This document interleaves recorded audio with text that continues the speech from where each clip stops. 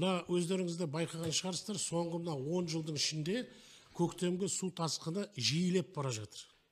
Соның бір себебі мына су қоймалардың дұрыс жұмыс істемейтіні. Енді астары толды, көлемі азайды, бұрынғыдай су жинайтын. Бұрын әр ауылдық елді мекеннің жанында осындай су қойма болатын. Көктемде қар ерігенде судың бәрі сол жерге жиналатын. Қазір ол су жинауға мүмкіншілігі жоқ. Екіншіден, жаңағы бұл гидротехникалық құрылым ғой. Ол да тозды. Соның барлығына күрделі жөндеу жұмыстар керек. Өкінішке орай, мына су қоймалардың өзі тізімде де жоқ.